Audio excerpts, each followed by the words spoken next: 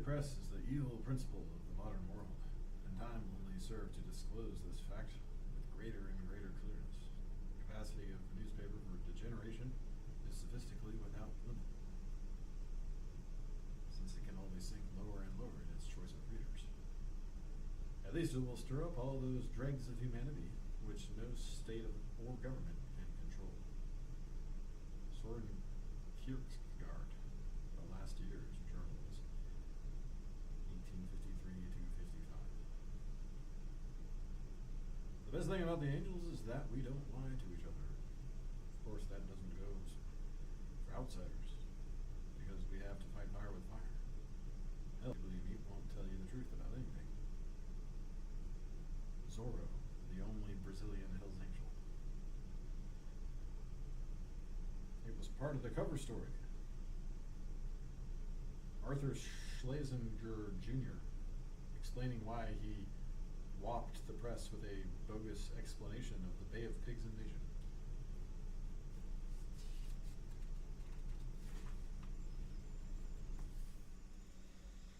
Politicians, like editors and cops, are very keen on outrage stories. And State Senator Fred Farr of Monterey County is no exception.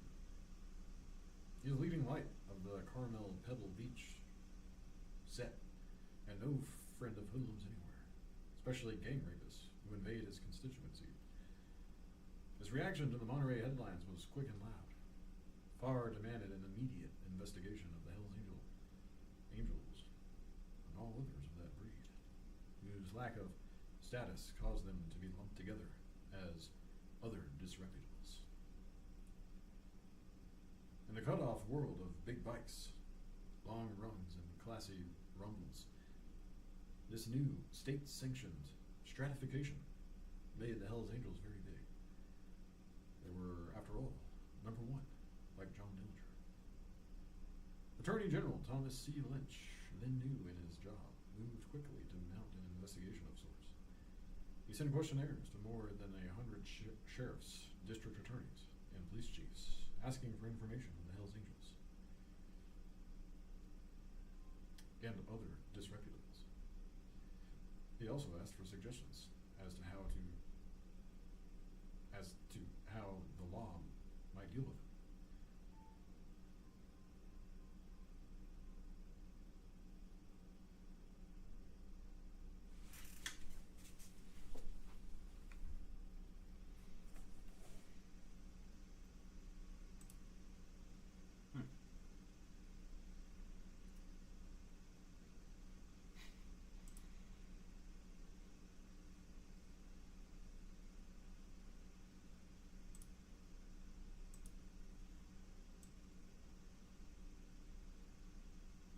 Heck.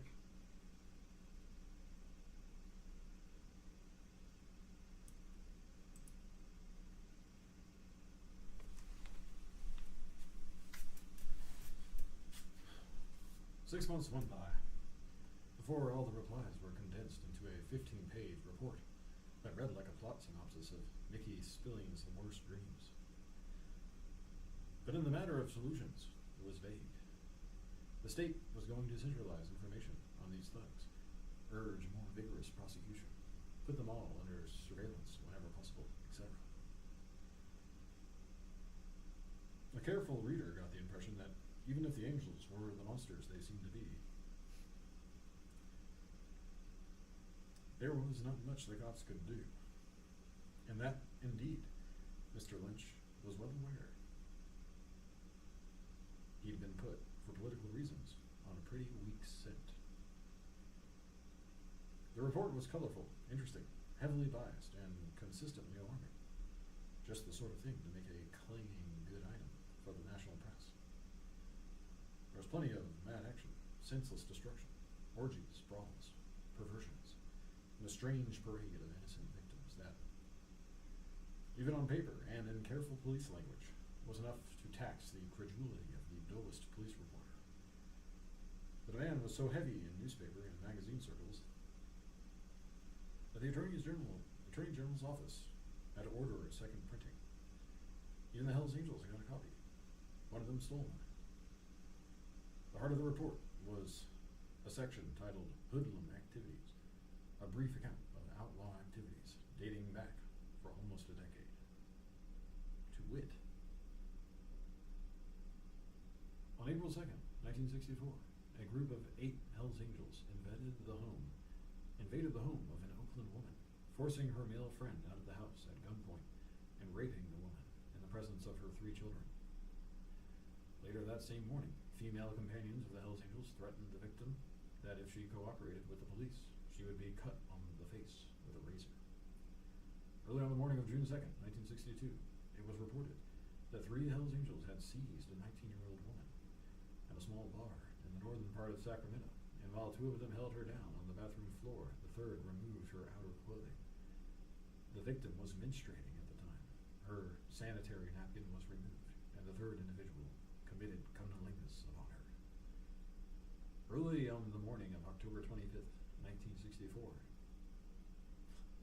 9 Hells Angels and 2 of their female companions were arrested by Gardena police and sheriff's officers after a riot call had been received from a Gardena bar. Police reported the group started ripping up the whole place after someone had splashed a mug of beer over one of the group. The bar was left in shambles and pool tables covered with beer and urine. The Lynch Report chronicled 18 such outrages and left hundreds more implied. Newspapers all over the state carried highlights, along with the Attorney General's assurance that police pressure would soon put an end to the problem. Most California editors gave the story prominent play for a day or so, then let it drop. The Hells Angels had made headlines before, and the Lynch Report, based on a survey of old police files, contained little that was new or startling. The Angels seemed headed for obscurity once again, but the tide was turned by a New York Times correspondent in Los Angeles who filed a lengthy and lurid commentary on the Lynch Report.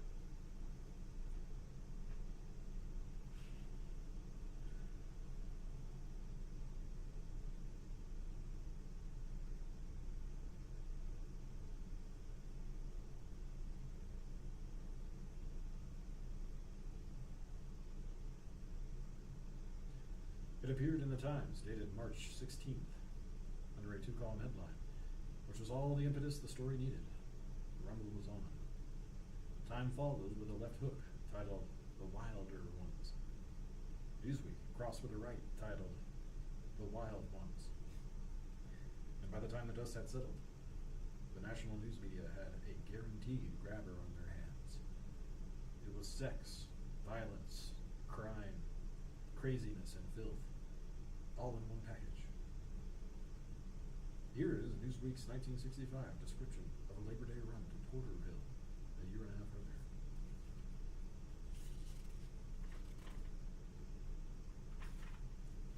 A roaring swarm of 200 black-jacketed motorcyclists converged on the small, sleepy Southern California town of Porterville. They rampaged through local bars, shouting obscenities. They halted cars, opening their doors, trying to paw female passengers. Some of their booted girlfriends lay down in the middle of the streets and undulated suggestively. In one bar, half a dozen of them brutally beat a 65-year-old man and tried to abduct the barmaid. Only after 71 policemen from neighboring cities and the Highway Patrol, police dogs, and water hoses were brought into action did the cyclists jump on their Harley-Davidsons and roll right out of town. Both Newsweek and Time compared the 1963 invasion of Porterville with a film called The Wild One, based on a similar incident at Hollister, California in 1947, and starring Marlon Brando, which Time called a slice of seedy life picture about a pack of vicious, swaggering motorcycle hoods called the Black Rebels. But The Wild One passed quickly into oblivion, said Time, because the characters were too overdrawn. The violence they wrought was too unrelieved to engage the credulity of its audience, who, after all, could believe that a gang of 2-wheeled Huns might invade and terrify a whole California town.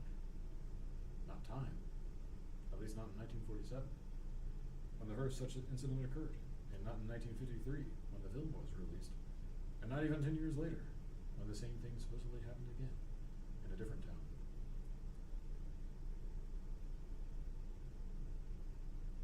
On March 26, 1965, 18 years after the first so-called motorcycle riot in America, Time finally came to grips with the story, and the editors of that journal were alarmed.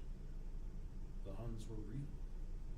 They'd been holed up somewhere for 18 years, polishing their motorcycles and greasing their chain whips, until California's Attorney General decided to introduce them to the press.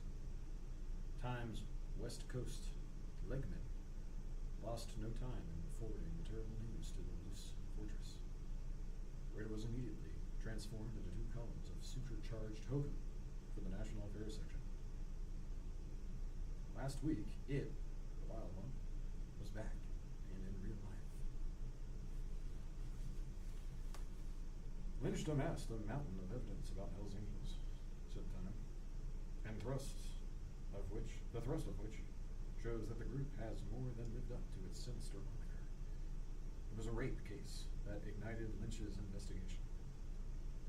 Last fall, 2 teenage girls were taken forcibly from their dates and raped by several members of the gang. This was a flagrant libel, for in fact all charges against Terry, Marvin, Mother Miles, and Crazy Cross were dropped less than a month after their arrest. In their eagerness to get at the hair and meat of the story, Times interpreters apparently skipped page 1 of the Lynch report, which clearly stated that further investigation raised questions as to whether forcible rape had been committed, or if the identifications made by the victims were valid. By letter dated September 25th, 1964, the District Attorney of Monterey County requested dismissal of charges with the Monterey Carmel Municipal Court, which request was with the concurrence of the grand jury. Not quoted in the report were the comments of a deputy district attorney for the county. A doctor examined the girls and found no evidence to support charges of forcible rape, he said. Besides, one girl refused to testify, and the other was given a lie detector test and found to be wholly unreliable. This was pretty dull stuff, however, and Time couldn't find room for it. The article continued instead in a high-pitched, chattering whine with a list of phony statistics. Founded in 1950 at Fontana, a steel town 50 miles east of Los Angeles, the club now numbers about 450 in California. Their logbook of kicks runs from sexual perversion and drug addiction to simple assault and thievery. Among them, they boast 874 felony arrests, 300 felony convictions, 1,682 misdemeanor arrests, and 1,023 misdemeanor convictions. Only 85 ever served time in prisons or reform schools. No act is too degrading for the pack. Their initiation rite, for example, demands that any new member bring a woman or girl, called a sheep, who is willing to submit to sexual intercourse with each member of the club. But their favorite activity seems to be terrorizing whole towns.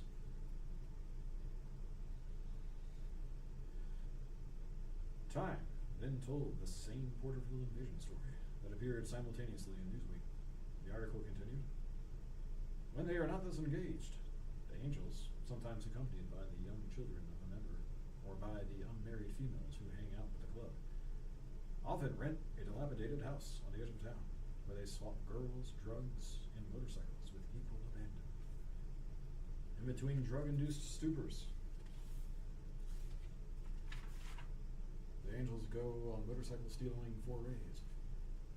Even have a panel truck with a special ramp for loading the stolen machines. Afterward, they may ride off again to seek some new nadir and sordid behavior.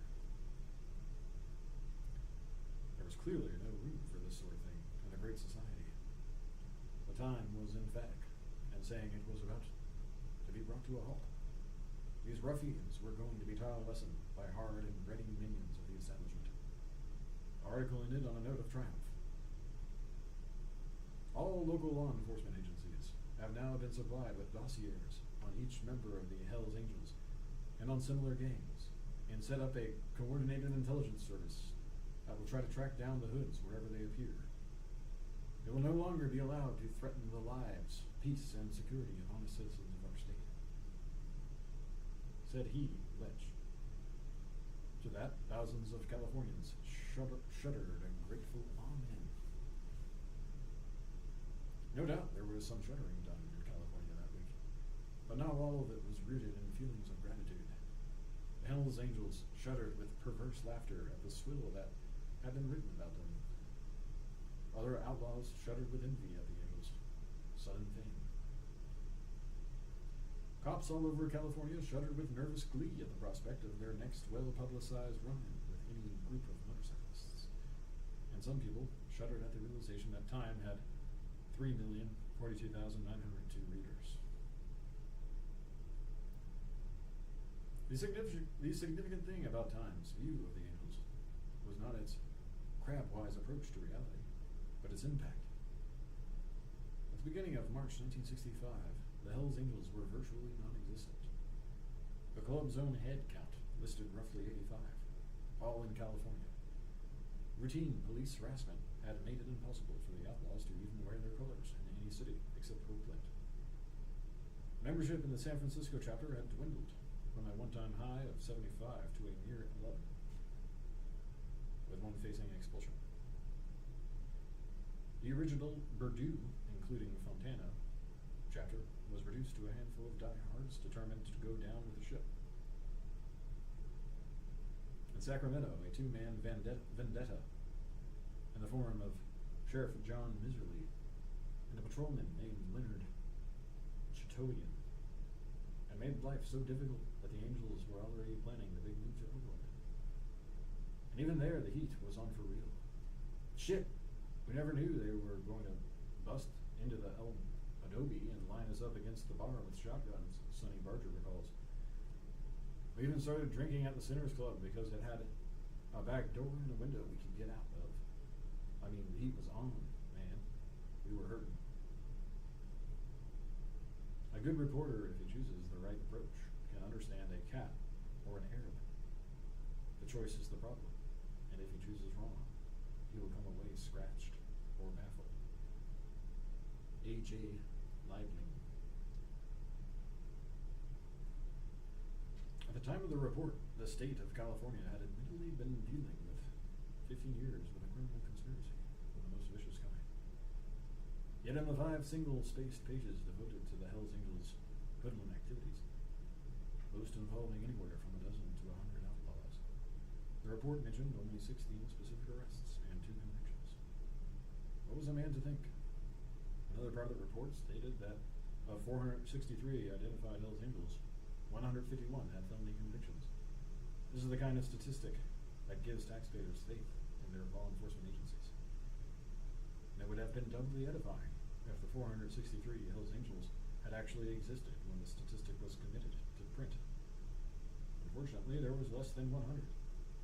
Since 1960, the number of active members has never been over 200, and easily a third of these are Hells Angels in name only. Old grads, gone over the hump to marriage and middle age, but donning the colors once or twice each year for some major event, like a Labor Day run. The Lynch report mentioned several of these annual affairs, but the descriptions were not entirely objective. For obvious reasons, policemen rarely witness a crime in progress, so they have to rely on others to tell them what happened. Newsweek's version of the Porterville raid was lifted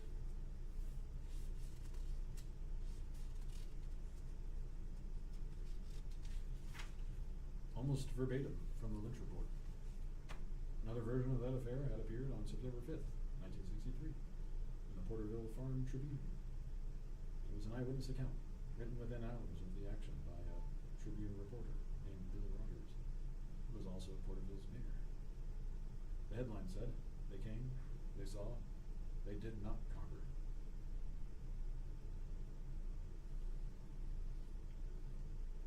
Porterville police knew by Saturday morning that the motorcycle clan of California might hit Porterville during the weekend. By late afternoon, there were riders beginning to congregate at Main and Olive, with the Eagle Club as their drinking center.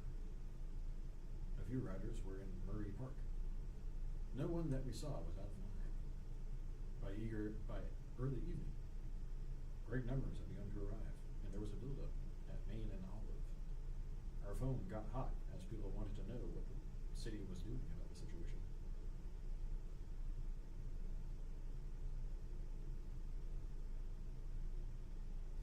We were urged to call out the National Guard to order wholesale arrests, to deputize citizens and arm them with axe handles and shotguns. Around 6:30 p.m., we checked Main Street. The show was starting. Perhaps 200 of the motorcycle clan, including some women and children, were becoming boisterous. Some were crowding out into the street, molesting motorists and pedestrians. 100 or more motorcycles were parked on the east side of Main. We returned to the police station. Torigian and Cyril were handling things there. Perazzo joined them. There was still no violence or no real reason to make arrests. It was a case of waiting as the situation developed. Decision was made to close Murray Park. About 8 p.m., radio word came that the motorcycle group was pulling out, heading east. It was possible they would stay out of town. But a few minutes later, a fight and accident was reported in a club at the City Line in Doyle Colony, and an ambulance was requested. It was also reported that the clan was moving back into town. Decision was made at this point to force the motorcycle group out of town. Throughout the evening, the city police switchboard was cluttered by calls, some of them legitimate, but many of them from anonymous people announcing they were citizens, demanding protection, insulting the police. Traffic was bumper to bumper on Main Street. 1,500 local people stood around at Main and Olive to see what would happen. The motorcycle clan, perhaps 300 strong at this point, was living it up, drinking, tying up traffic, breaking bottles in the street, using profane and insulting language, putting on what they considered a show. Police were hampered by the heavy traffic and the mass of speculators. We moved through the area in a loudspeaker-equipped police car, asking Porterville people to move out of the area. The result, no one moved. Others came to see what was happening. The motorcycle clan booed. The Main Street block from Garden to Olive, then from Oak, was closed to traffic. Highway patrolmen were on the south, city police on the north. The area rapidly cleared of traffic. The clan group figured they had it made. The police were turning a block of Main Street over to them. By 9:30 p.m., officers of the Mutual Aid Group were assembled at the city police station. Torigian briefed them on a plan of action. Move south down Main Street in cars. Walk the final half block. Head the motorcycles south. No one goes north. Highway patrol units would remain south of Olive and Main. Take no lip or no abuse. Either they move out or they go to jail. A city fire engine was placed in position at the penny store. The police with nightsticks and shotguns moved out. There were no sirens, just flashing red lights. The motorcycle clan massed in the middle of the street. Some of them laid down. Torigian led the officers, talking through a bullhorn. "You have 5 minutes to get out of town. Move." Defiance faded. The motorcycle started. There was some resistance. A half dozen were arrested. City firemen went down the street and moved the hose in on the clan. One rider tried to go north. He was knocked off his motorcycle with the fire hose water. Many of the riders headed south and kept going. Some stopped at the sports center. Police were sent to clean out Murray Park. Night spots were checked by police. Leaders of the 3 major clubs represented were taken to police headquarters for questioning, while remaining riders were held at the sports center. There were threats from Hells Angels that if their arrested members were not released, they would come and get them. Torigian said the only way to get them was to bail them out. Officers with riot guns were ready if a jailbreak was attempted. Around 2:30 a.m., some of the riders headed back toward Porterville. Torigian stopped them at the Main Street Bridge. He told them to turn around and get out, or they would be arrested and their motorcycles impounded. Chained together 6 at a time, and drug off.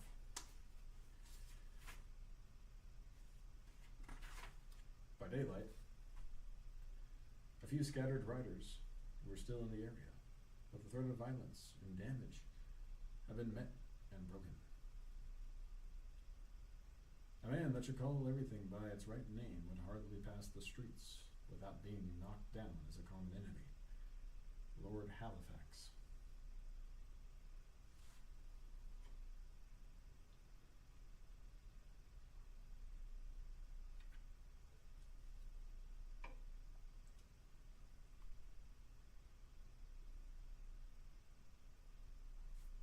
A less glaring example of the way police reports tend to over-dramatize the Angels is this account of a July 4th, 1964 run to Willits, a lumbering town of about 3,500 in Northern California. The official version follows an account from a San Francisco housewife, Mrs. Terry Whitwright, whose husband is a native of Willits. The two versions are not contradictory, but the difference in point of view suggests that the Hells Angels' reality often depends on who describes it. Here's what Mr. Whitwright said in a letter dated March 19th, 1965. Dear Hunter, the first time I had ever seen the Hells Angels was on the 4th of July celebration in Willits, California. Willits is a very small town approximately 100 miles north of San Francisco.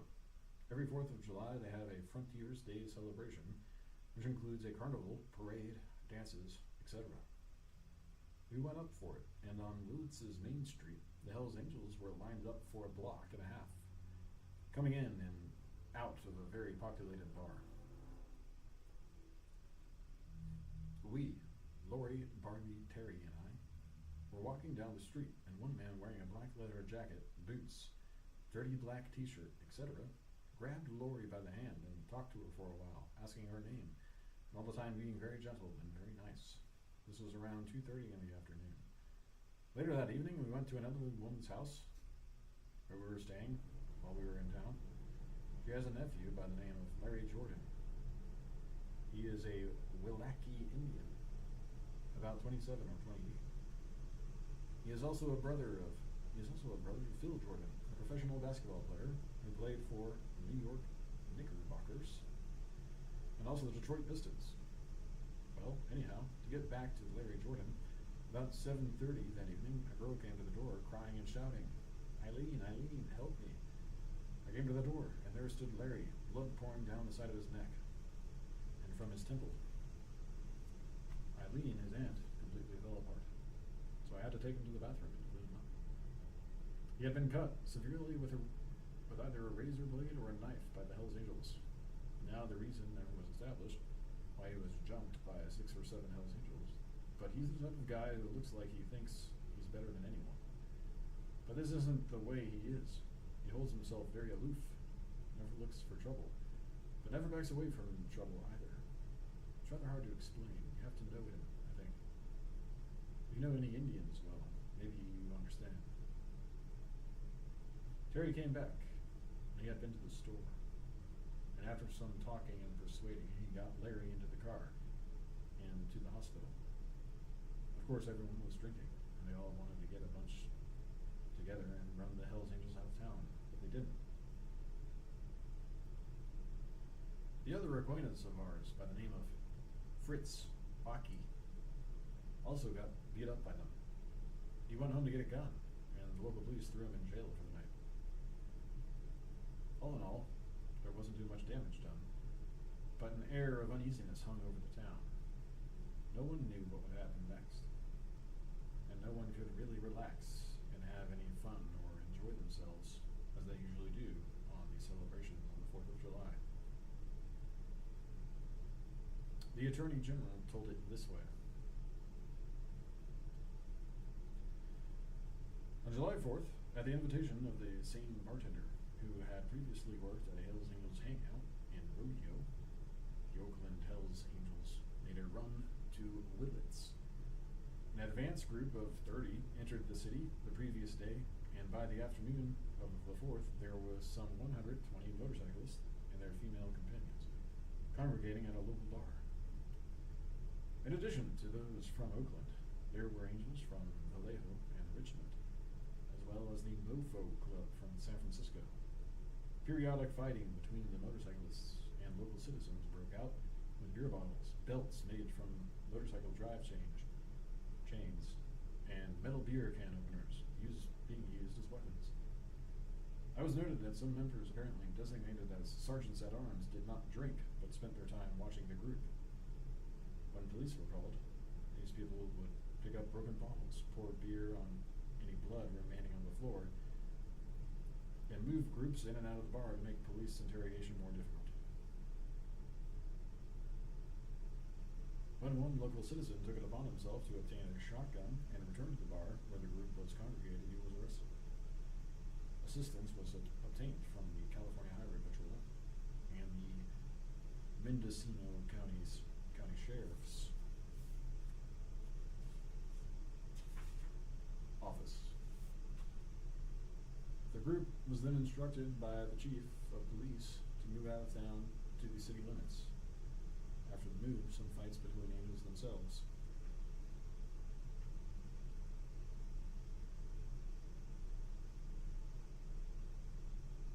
occurred, but no local citizenry were involved. The Lynch Newsweek account of the Porterville incident was hazy in detail, but brutally clear, with its image of Hell's Angels swarming over the town and wreaking havoc on the terrified citizenry.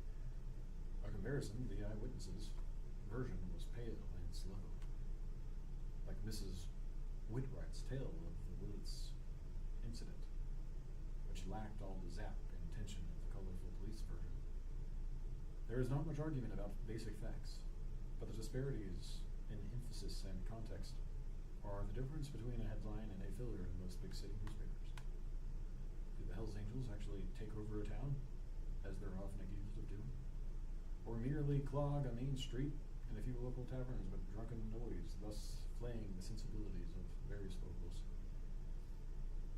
In a larger context, how much of a menace are the Hells Angels, and how seriously do they threaten the lives and limbs of people in California, or Idaho, Arizona, Michigan, New York, Indiana, Colorado, New Hampshire, Maryland, Florida, Nevada, Canada, and all the other places where rumors of their arrival put the populace in an uproar?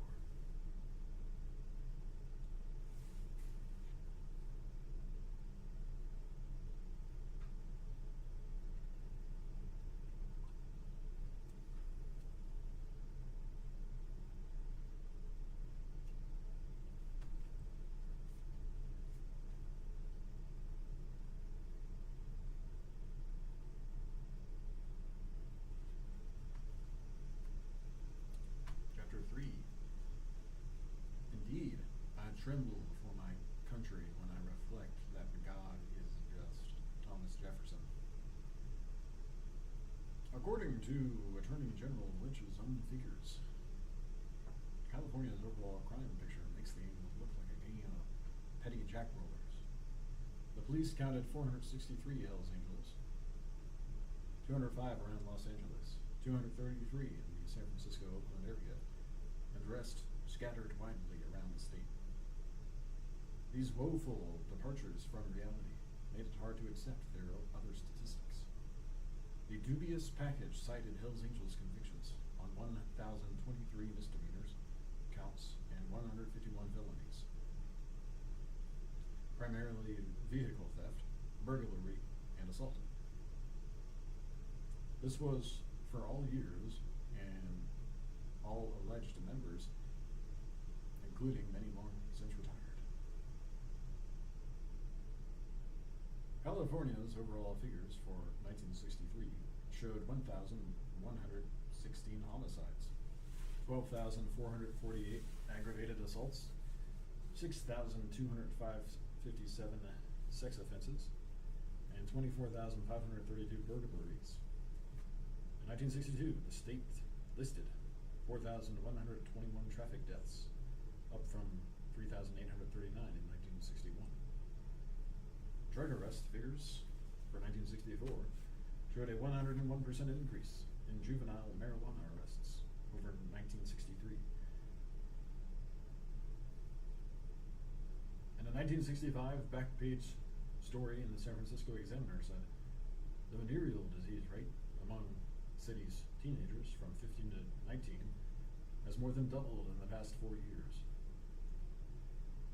Even allowing for the annual population jump, juvenile arrests in all categories are rising by 10% or more each year. Late in 1965, Governor Edmund Pat Brown, a Democrat, was berated by Republicans in the legislature for remaining aloof to the threat of the rising crime rate, which they said had jumped 70% during his 7 years in office. Against this background, it is hard to see how it would make any difference to the safety and peace of mind of the average Californian. Of every motorcycle outlaw in the state, all 901, according to the police, were garroted within 24 hours. If the Hells Angels saga proved any one thing, it was the awesome power of the New York press establishment. The Hells Angels, as they exist today, were virtually created by Time, Newsweek, and the New York Times. The Times is the heavyweight champion of American journalism. On 9 stories out of 10, the paper lives up to its reputation. Yet, the editors make no claims to infallibility. And now and then, they will blow the whole Duke. It would be senseless to try to list these failures. And besides, that's the purpose of this Herring View. And besides that, the purpose of this Herring View is not to nail any one newspaper or magazine, but to point out the potentially massive effect of any story whose basic structure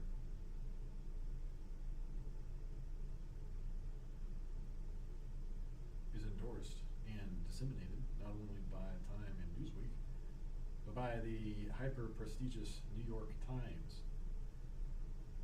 The Times took the Lynch report at face value and simply reprinted it in very condensed form.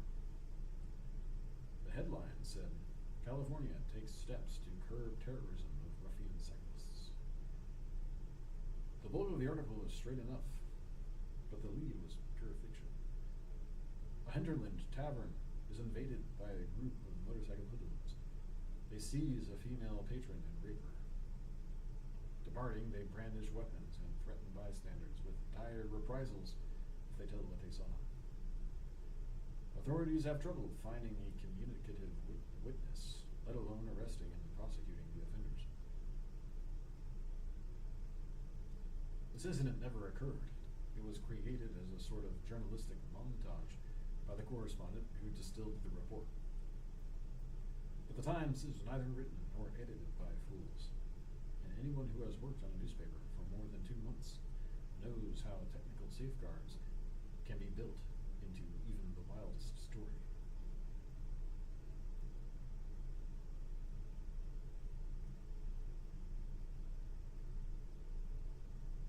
Without fear of losing reader impact. What they amount to, basically, is the art of printing a story without taking legal responsibility for it. The word alleged is a key to this art. Other keys are so-and-so said, or claimed, it was reported, and according to. In 14 short newspaper paragraphs, the Times story contained 9 of these qualifiers. The 2 most crucial had to do with the Hollywood lead that the alleged gang rape last Labor Day of 2 girls, 14 and 15 years old, by 5 to 10 members of the Hells Angels gang on the beach at Monterey. Nowhere in the story was it either reported or implied that the Monterey charges had long since been dropped. According to page 1 on the report being quoted, the result was a piece of slothful, emotionally biased journalism, a bad hack job that wouldn't have raised an eyebrow or stirred a ripple had it appeared in most American newspapers.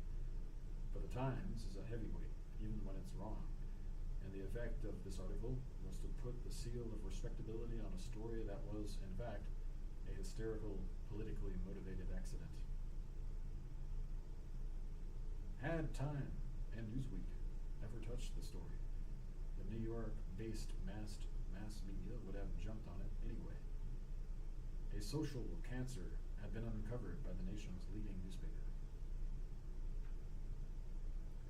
And then, 1 week later, came the Time Newsweek double-barreled blast that really put the Angels over the top. What followed was an orgy of publicity.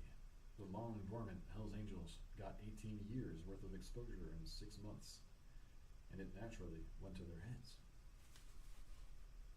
Until the Monterey rape, there were Bush League hoods, known only to California cops and a few thousand cycle buffs. For whatever it was worth, they were the state's biggest and most notorious motorcycle gang. Among outlaws, their primacy was undisputed, and nobody else cared. Then, as a result of the Monterey incident, they made the front page of every daily in California, including the Los Angeles, Sacramento, and San Francisco papers, which are scanned and clipped each day by researchers for Time and Newsweek. Some of the stories, said the victims, had been roasting weenies on the beach with their 2 dates, who fought like tigers to save them, when an advance party of some 4,000 Hells Angels suddenly surrounded the campfire and said things like, "Don't worry, kid, we're just going to break the girls in for you." And then, according to one account, the bearded one pressed his hairy lips to hers. She screamed and struggled, and he and another picked her up and hauled her screaming into the darkness. A piercing scream was followed by a deep-throated curse. Hells Angels raped teenagers. 4,000 cyclists invade Monterey. Yet only 2 of the 18 specific outrages cited in the Lynch report occurred after Labor Day of 1964, and both of these were bar brawls. So the story was just as available.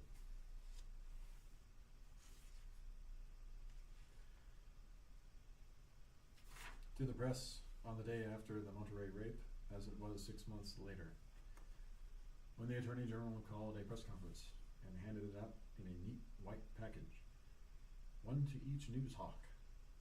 Until then, nobody had shown much interest, or they hadn't had time. For in the fall of 1964, the press was putting every available talent on the national election story. It was, after all, a real humdinger. All manner of crucial issues were said to be hanging in the balance, and somebody had to keep tabs on the national pulse. Not even Senator Goldwater seized on the Hells Angels issue. Crime in the streets was a winner for him. Millions of people felt threatened by gangs of punks roaming on foot through the streets and the immediate vicinity of their homes in urban slums. Democrats called this a racist slur. But what would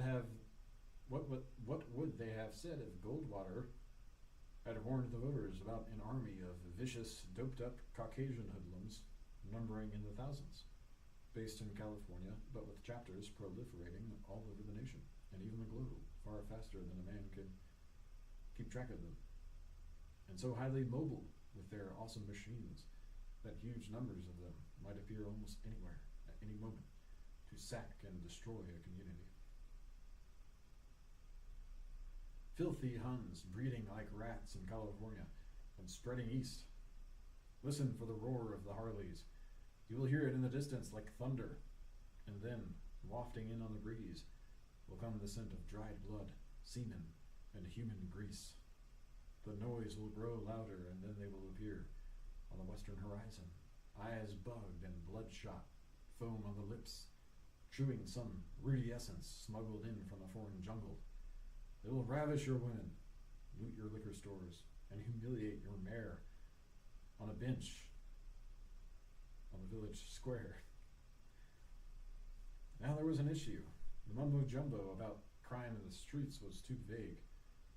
What Goldwater needed was an up-to-date concept, like crime on the highways, motorized crime, but nobody safe from it. In the first time, the Democrats challenged nobody and the first time the Democrats challenged him, he could have produced photos of the dirtiest Hells Angels and read from the newspaper accounts of the Monterey rape and other stories. They hollered, screaming into the darkness. The bartender, barely conscious, crawled toward the bar while the angels beat a tattoo on his ribs with their feet.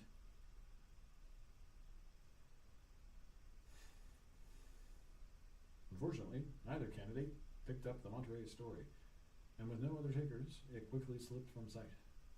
From September 1964 to March of the next year, the Hells Angels fought a quiet, unpublicized series of skirmishes with police in both Los Angeles and the Bay Area.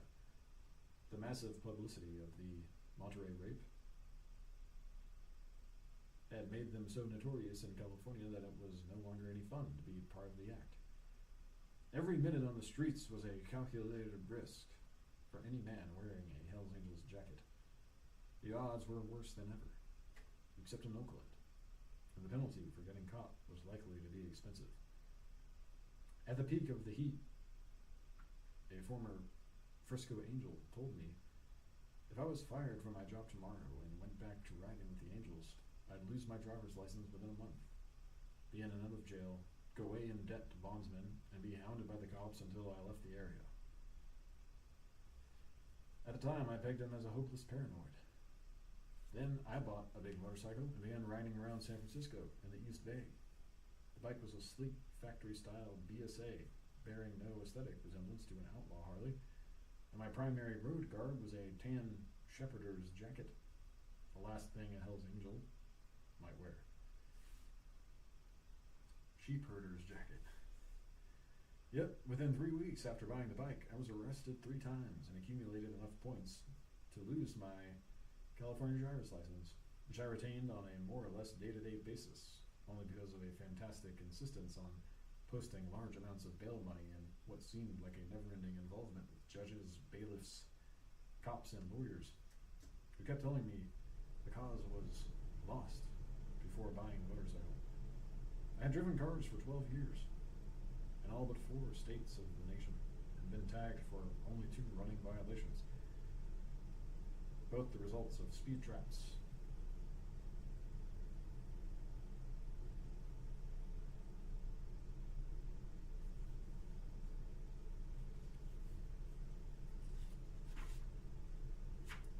Actually, a long footnote here.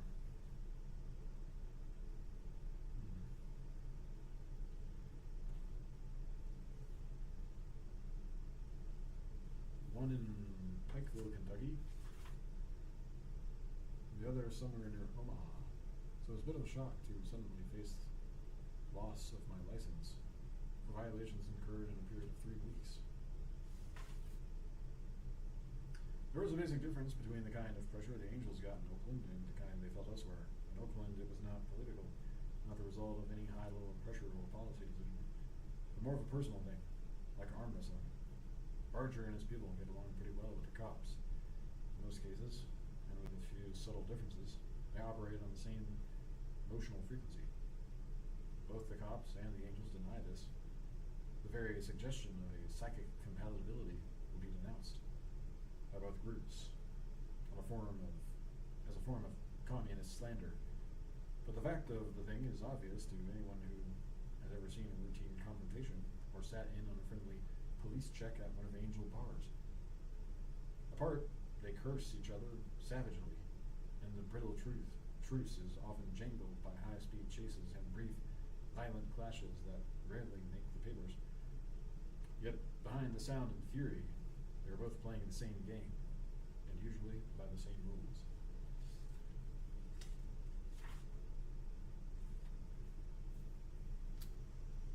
The heat was so obvious that even respectable motorcyclists were complaining of undue police harassment.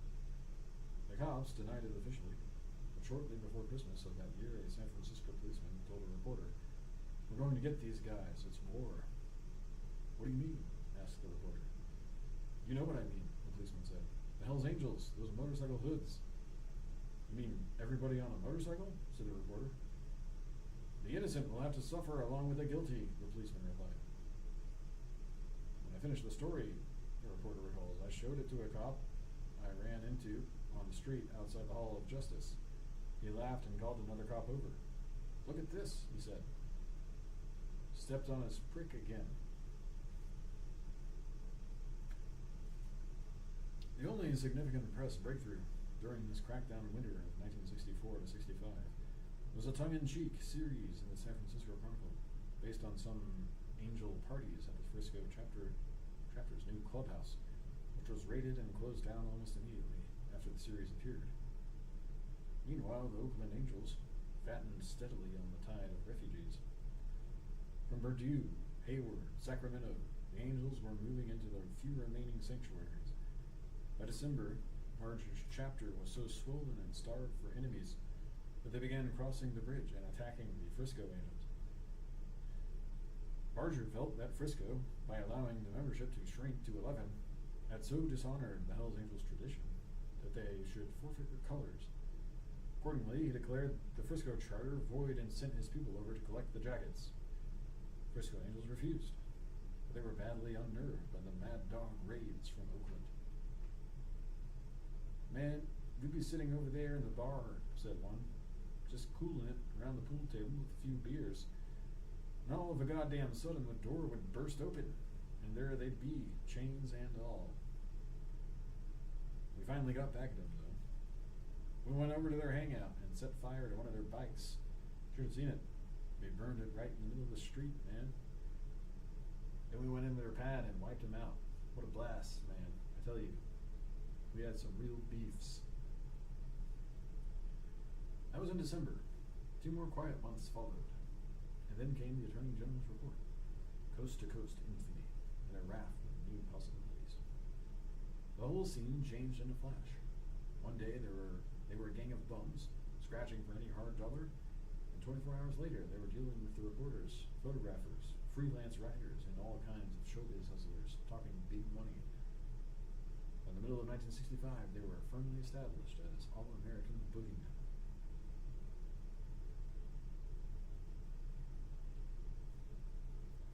Besides appearing in hundreds of wire service newspapers, a half-dozen magazines they posed for television cameramen, and a half-dozen magazines they posed for television cameramen and answered questions on radio call-in shows. They issued statements to the press, appearing at various rallies and bargained with Hollywood narcs and magazine editors.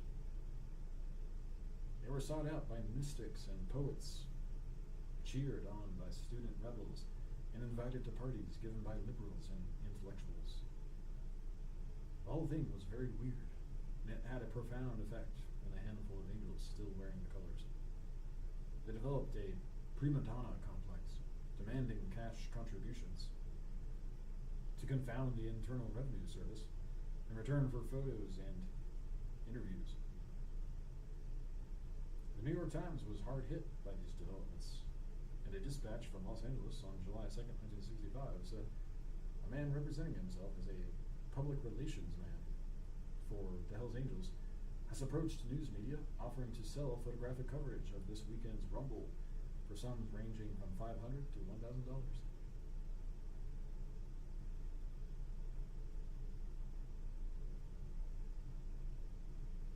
He also offered to arrange interviews with club members from $100 apiece, or more if pictures were taken. The representative told reporters it would be dangerous to go to the San Bernardino bar, where the group regularly congregates, without paying the money for protection. One magazine, he said, paid $1,000 for permission to have a photographer accompany the group this weekend. The report was a combination of truth and absurdity, compounded by the fact that the Times' Los Angeles correspondent had by this time developed a serious aversion to anything connected with the Hells Angels. His reasons were excellent. They had threatened him with a beating if he attempted to get a story on the Angels without first contributing to the club's coffers.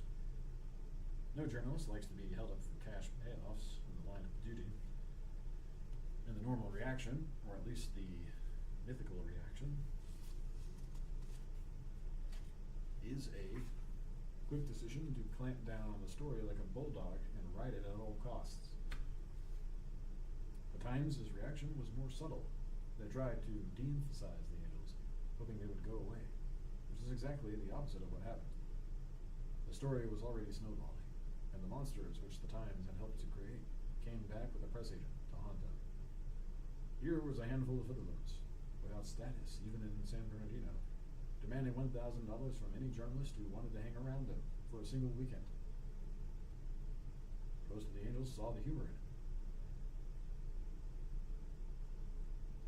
But even at that stage of the game, there were a few who felt they were asking a fair price for their act. Their faith was justified when one magazine came through with either $1,000 according to the Times or $1,200 according to the angels. The question of this contribution is very touchy, for even if the editors would admit such a payoff, the writer and or photographer who acquired it would do everything possible to avoid being labeled as one who has to buy his stories. The angels talked freely about the money at first, but later denied it. After Sonny Barger passed the word that such talk could get them in tax trouble. It is a fact, however, that a life-assigned photographer spent quite a bit of time with the angels working on a photo feature that was never published. An interesting sidelight on the demand for protection money is that the angels got the idea from a man who makes more than $100,000 a year by capitalizing on various fads. This is the public relations man referred to by the Times. His involvement with the Hells Angels began in Bordeaux with the dragster set. But he was never their public relations man, only a noisy contact, a phone number, and an unhired hustler with a penchant for bugging the press. By the summer of 1965, he was marketing Hells Angels fan club t-shirts, which sold fairly well, until the Angels announced they would burn every one they saw, and if they had to rip them off, even if they had to rip them off people's backs. In the long run, he queered the Bordeaux Angels' whole stance by demanding big money from anybody who wanted to see them. And because nobody, except one magazine, was willing to pay, and also because nobody called his bluff, he was able to pass for almost half a year as the well-connected frontman for a thing that had long since gone down the tube.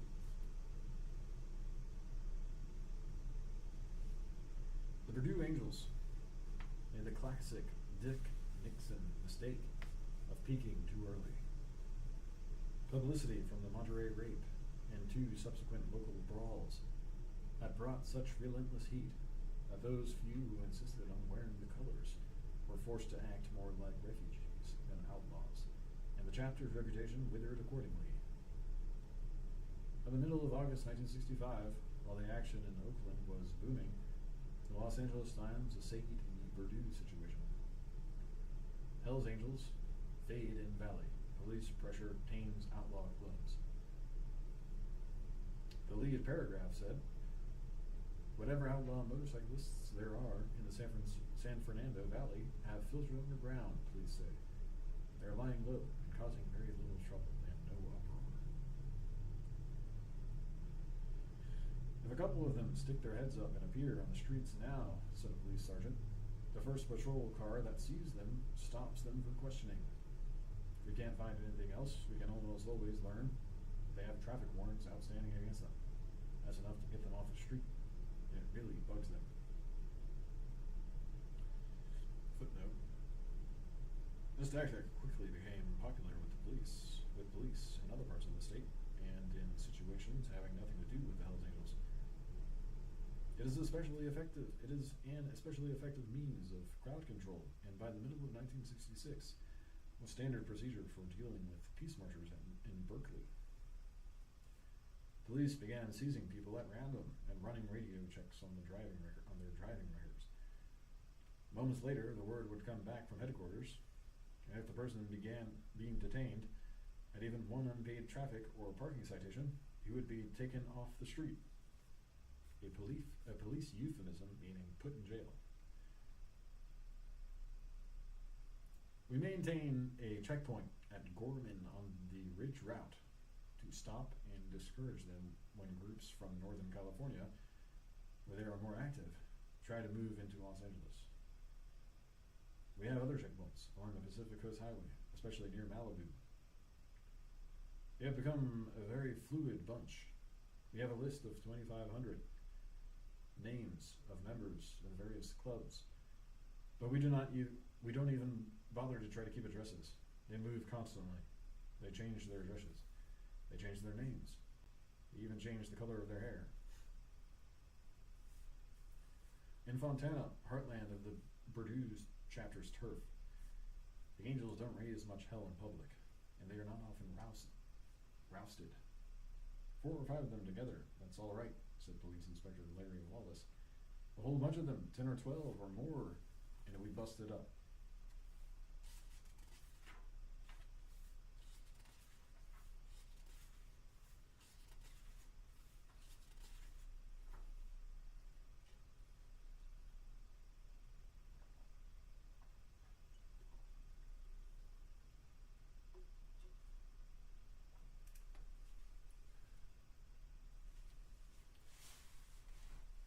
In his private office, Wallace keeps a souvenir to remind himself of what the Angels mean to him. It's a 2x4 framed reproduction of a Modigliani woman he confiscated out of an Angel pad. The lady is sleepy looking, long-necked, with a prim little mouth. An iron cross has been scrawled over her head, and the word help is entwined in her hair. Around her neck hangs a Star of David with a swastika stamped into it. And there's a bullet hole in her throat, with a drawing of the bullet emerging from the back of her head. Scattered here and there are Angels' maxims of the day. Dope forever. Forever loaded. Honest officer, had I known my health stood in jeopardy, I would never had lit one.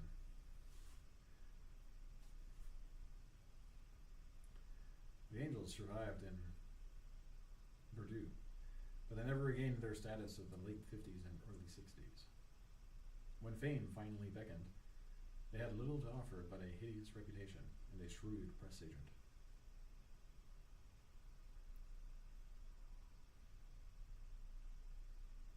Otto, president of the chapter, couldn't get a handle anywhere. Salamanillo was talking about a $3,000 fee to cover outlaw participation in the movie, but the Angels couldn't muster a quorum. Some were in jail, others had quit, and many of the best specimens had gone north to Oakland, or God's country, as some of them called it, where Sonny Barger called the shots, and there was no talk at all of the Hells Angels fading away. But Otto wanted some of the action too, and he still had a handful of loyalists to back him up. Between them, they managed to pull off one last coup, a full dress show for a writer from the Saturday Evening Post. The Post article appeared in November 1965, and although the view it expressed was critical, the Angels were far more impressed with the quantity of such coverage than the quality. Its total effect on them was considerable. They had, after all, made the cover of the Saturday Evening Post. In color, and along with Princess Margaret, they were bona fide celebrity, with no worlds left to conquer. Their only gripe was that they weren't getting rich. All these mothers are using us and making a scene, Barger told the Post reporter, and we ain't getting a damn cent out of it.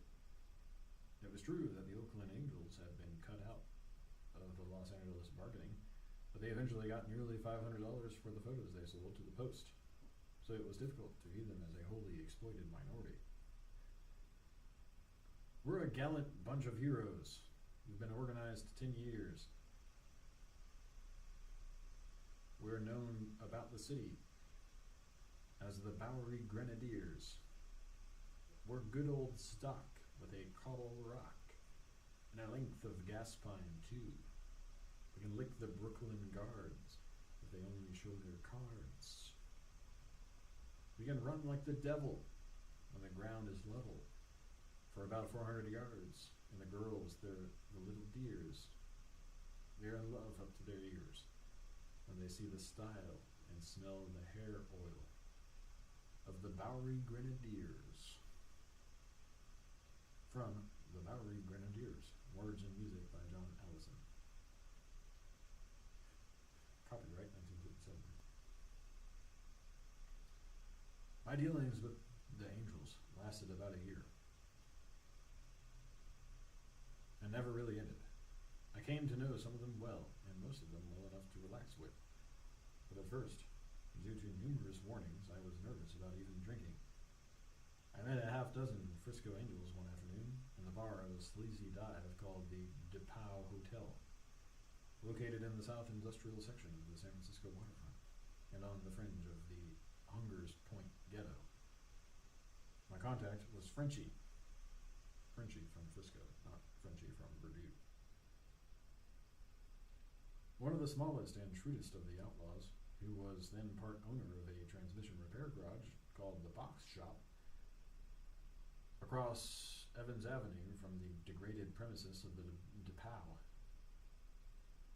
Frenchie is 29.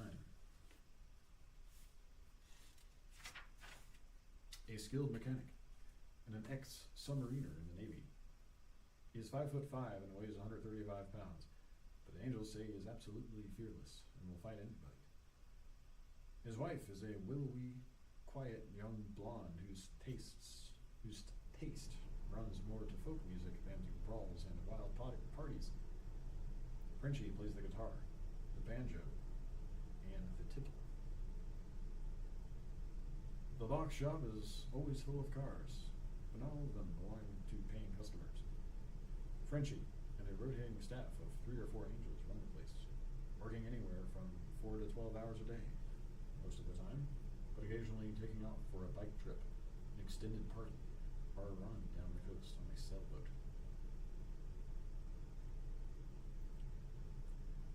I talked to Frenchie on the phone and met him the next day at the DePau, where he was playing pool with Okie Ray, Crazy Rock, and a young Chinaman called Ping Pong. Immediately upon entering the bar, I took off my Palm Beach sport coat in deference to the starkly egalitarian atmosphere which the customers seemed to prefer. Frenchie ignored me long enough to make things uncomfortable, then nodded a faint smile and wrapped a shot toward one of the corner pockets. I bought a glass of beer and watched. Not much was going on. Ping Pong was doing most of the talking, and I wasn't sure what to make of him. He wasn't wearing any colors, but he talked like a veteran. Later I was told he had an obsession about getting in and spent most of his time hanging around the box shop in the DePau. He had no bike, but he tried to compensate by carrying a snub-nosed .357 Magnum revolver in his hip pocket. The Angels were not impressed. They already had one Chinese member, a mechanic for Harley Davidson. But he was a quiet, dependable type, and nothing like Ping Pong, who made the outlaws nervous. They knew he was determined to impress them, and was so anxious to show class, they said that he was likely to get them all busted. When the pool game ended, Frenchie sat down at the bar and asked what I wanted to know. He talked for more than an hour. His style of conversation made me nervous. He would pause now and then, letting a question hang, and fix me with a sad little smile, an allusion to some private joke that he was sure I understood. The atmosphere was heavy with hostility. Little smoke in an airless room. For a while I assumed that it was all focused on me, which most of it was when I made my initial appearance. But the focus dissolved very quickly. The sense of menace remained. It is part of the atmosphere the Hells Angels breathe. Their world is so rife with hostility that they don't even recognize it. They're deliberately hard on most strangers. They get bad reactions even when they try to be friendly. I have seen them try to amuse an outsider by telling stories which they considered very funny, but which generate fear and queasiness in a listener whose sense of humor had a different kind of filter. Some of the outlaws understood this communications gap, but most are puzzled and insulted to hear that normal people can consider them horrible. They get angry when they read about how filthy they are, but instead of shoplifting some deodorant, they strive to become even filthier. Only a few cultivate a noticeable body odor. Those with wives and steady girlfriends bathe as often as most half-employed people, and make up for it by fouling their clothes more often. Footnote: the Angels' old ladies are generally opposed to body odor. My old man went for 2 months once without taking a shower, a girl from Richmond recalls. He wanted to see what it would be like to live up to the reputation people gave us. I've got sinus, and I can't smell that good anyhow. But it finally got so bad, I says, "Go pull out the other mattress. I ain't gonna sleep with you till you shower."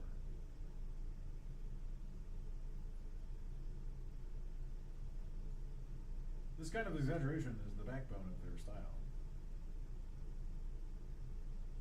The powerful stench they are said to exude is not so much body odor as the smell of old grease in their crusty uniforms. Every Angel recruit comes to his initiation wearing a new pair of Levi's and a matching jacket with the sleeves cut off and a spotless emblem on the back. The ceremony varies from one chapter to another, but the main feature is always the defiling of the initiate's new uniform. A bucket of dung and urine will be collected during the meeting, then poured on the newcomer's head in a solemn baptismal. Or he will take off his clothes and stand naked while the bucket of slop is poured over them, and the others stomp in it.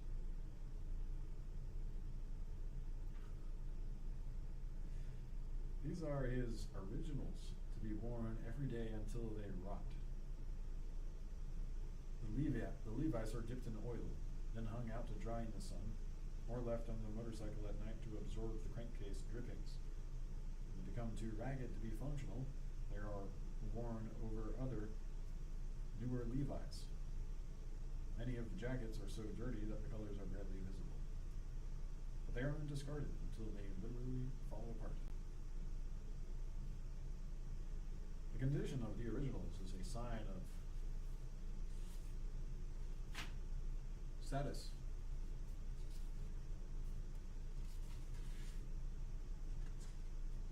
It takes a year or two before they get ripe enough to make a man feel he has really made the grade.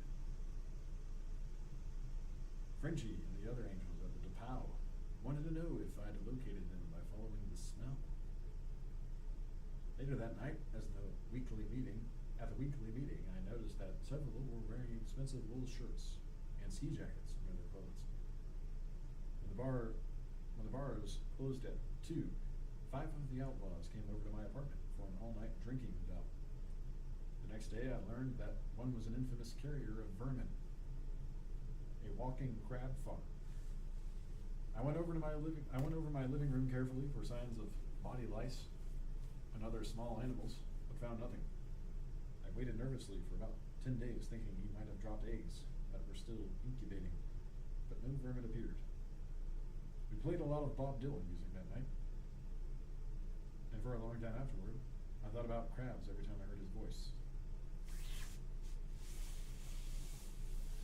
That was in early spring of 1965. By the middle of the summer, I had become so involved in the outlaw scene that I was no longer sure whether I was doing research on the Hells Angels or being slowly absorbed by them.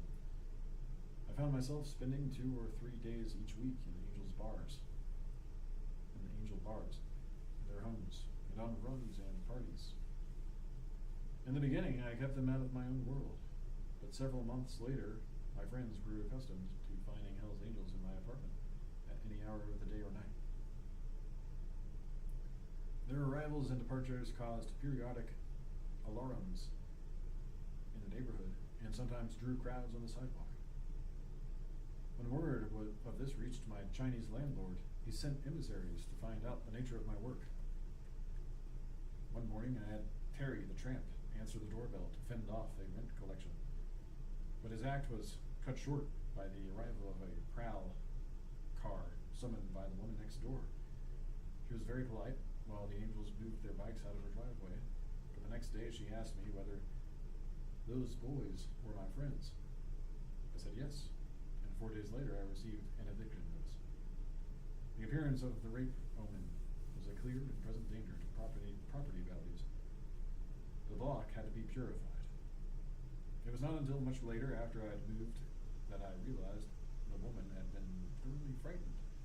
She'd seen groups of angels going in and out of my apartment now and then, but once she got a look at them and heard the terrible sound of their machines, she felt a burning in her nerves every time she heard a motorcycle. They menaced her day and night, whirring and booming below her window, and it never crossed her mind that the occasional blast of an outlaw chopper was any different from the high-pitched wailing of the little bikes at the dental fraternity a half block away. In the afternoon, she would stand on her front steps, watering the sidewalk with a garden hose and glaring at every Honda that came over the hill from the nearby medical center. At times, the whole street seemed alive with Hell's Angels. It was more than any tax-paying property owner should have to bear.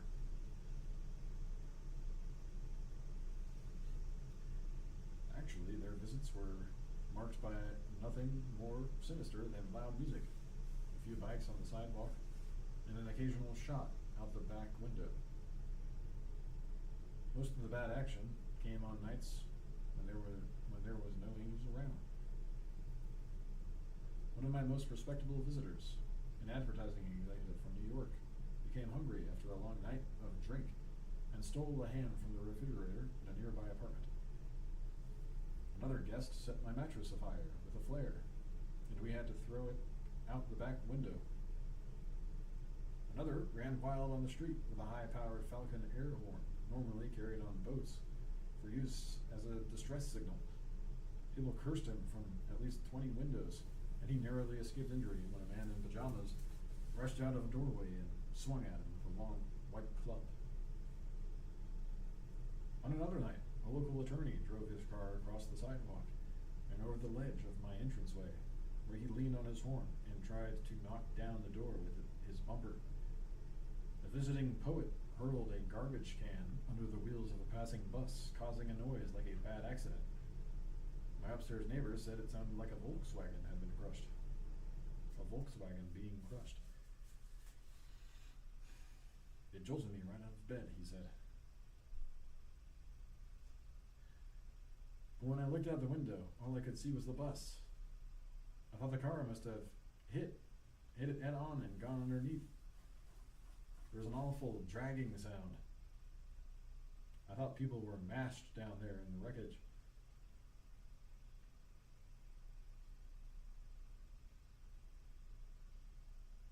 One of the worst incidents of that era caused no complaints at all. This was a sort of good-natured firepower demonstration, which occurred on one Sunday morning, about 3:30. For reasons that were never made clear, I blew out my back windows with 5 blasts of a 12-gauge shotgun, followed moments later by 6 rounds from a .44 Magnum. It was a prolonged outburst of heavy firing, drunken laughter, and crashing glass. Yet, the neighbors reacted with total silence. For a while, I assumed that some freakish wind pocket had absorbed all the noise and carried it out to sea. But after my eviction, I learned otherwise. Every one of the shots had been duly recorded on the gossip log. Another tenant in the building told me the landlord was convinced, by all the tales he'd heard, that the interior of my apartment was reduced to rubble by orgies, brawls, fire, and wanton shooting. He'd even heard stories about motorcycles being driven in and out the front door. No arrests resulted from these incidents, but according to neighborhood rumor, they were all linked to the Hells Angels, operating out of my apartment. Probably this is why the police were so rarely summoned. Nobody wanted to be croaked by an angel revenge party. Shortly before I moved out, a clutch of the landlord's Mandarin-speaking relatives came to inspect the place, apparently for the purpose of compiling a bill of damages. They seemed puzzled but usually relieved, to find no grave destruction. There were no signs of Hell's Angels' presence, and the only motorcycle in sight was on the sidewalk. When they left, they stopped to look at it, chattering rapidly in their own tongue. I was a little worried that they might be talking about seizing my bike in lieu of back rent, but the one member of the group who spoke English assured me that they were admiring its elegance.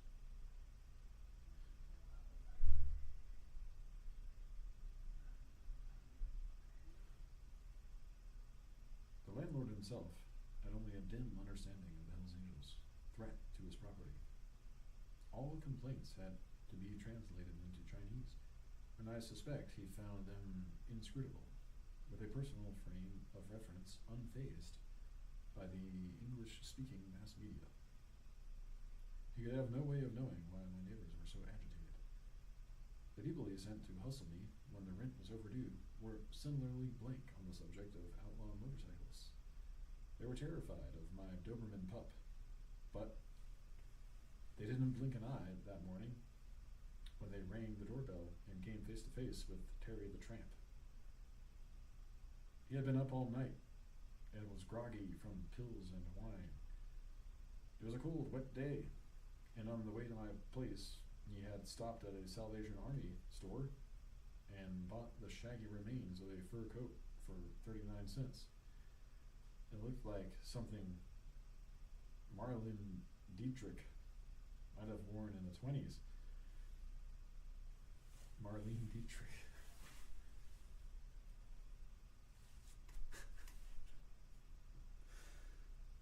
The ragged hem flapped around his knees, and the sleeves were like trunks of matted hair growing out of the armholes of his Hells Angels vest. With the coat wrapped around him, he appeared to weigh about 300 pounds, something primitive and demented, wearing boots, a beard, and round black glasses like a blind man. Letting him answer the doorbell seemed like a final solution to the rent problem. As he stomped down the hallway, we opened a new round of beers.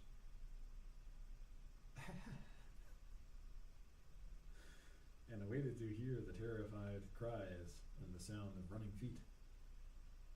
But all we heard was a quick mumbled conversation, and seconds later, Terry was back in the living room.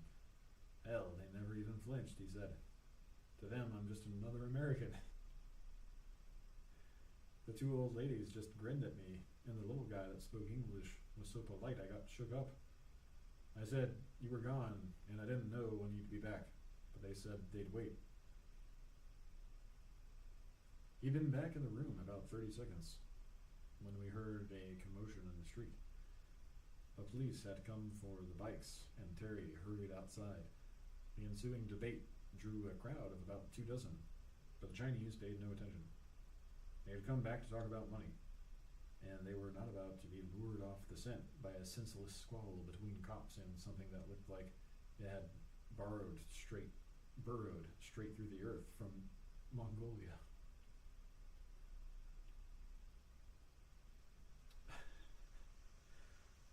Most people who stopped to watch the argument had recognized the emblem on Terry's back, so they were able to view the scene from many different levels of involvement. Although the only real question was whether Terry and Moldy Marvin, who stayed inside, would be fined $15 each for blocking a driveway, or the law might opt for mercy and allow the bikes to be moved 10 feet up the hill to a legal parking space. The cops were obviously enjoying the whole thing. A routine parking complaint had led to a dramatic confrontation before a good crowd with one of the most notorious of the Hells Angels. The worst they could do was write 2 citations totaling $30. But it required 20 minutes to make the fateful decision.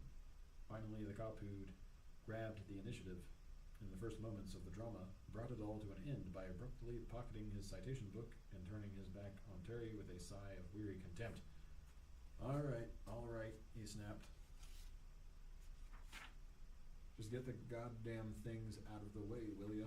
Christ. I should have had them both towed in, but The cop was young, but he had a fine stage presence. It was like watching Bing Crosby shame the Amboy Dukes by refusing to press charges against one of their warlords accused of spitting on the bells of St. Mary's.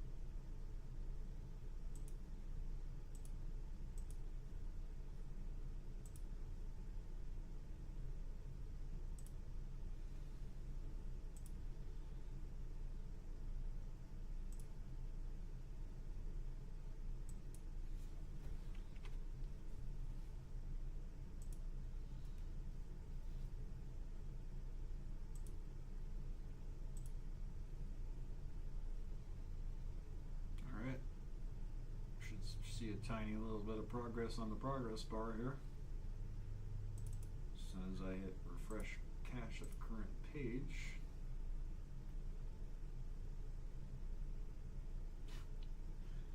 Not very noticeable.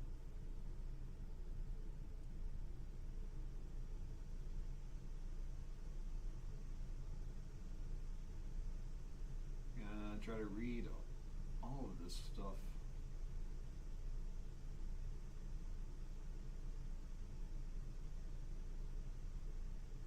I have to acquire a few of these books still.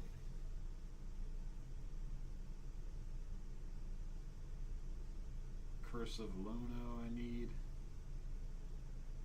And then I need this one, this one.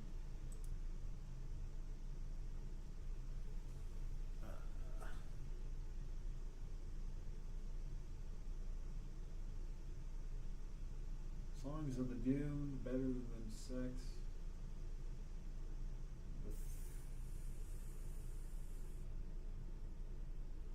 What is that? Proud Highway. Hey Rube. That's it. 1, 2, 3, 4, 5 out of 1, 2, 3, 4, 5, 6, 7, 8,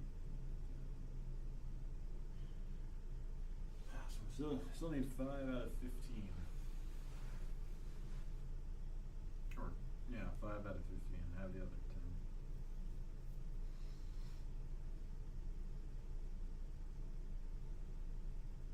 Curse of Lono might be kind of hard to get.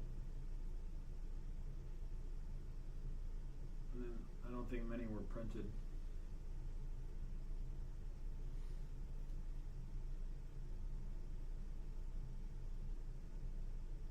And some of these books are just collections of his letters to people.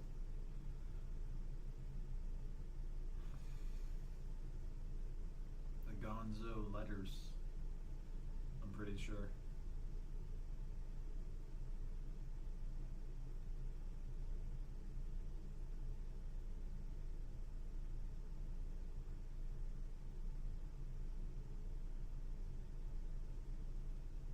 And then this AI Grok image generator. I don't know if it's going to be economically feasible. I think they charge like, I have $5 on my account, but I think they charge like 10 or 12 cents per image, so.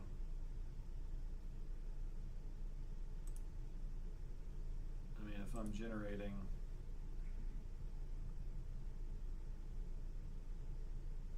one image per 50 or 60 words, and and a book has 200,000 words in it. I mean, there's a lot of words through all these volumes.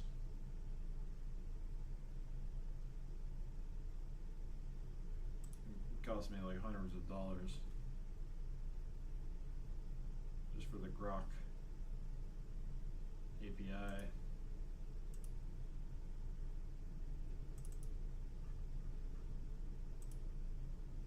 Tokens.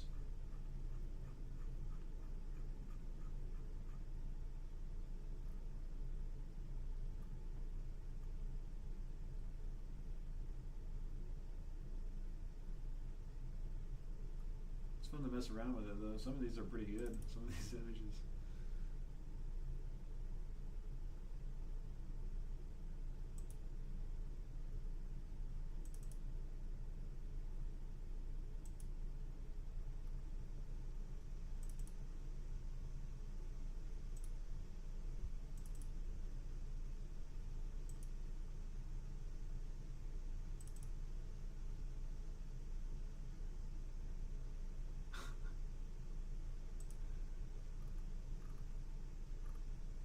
One of these is like freaky as fuck.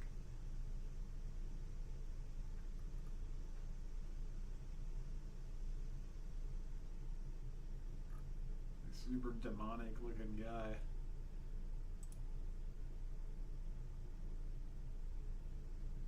The guy pouring the bucket over his head.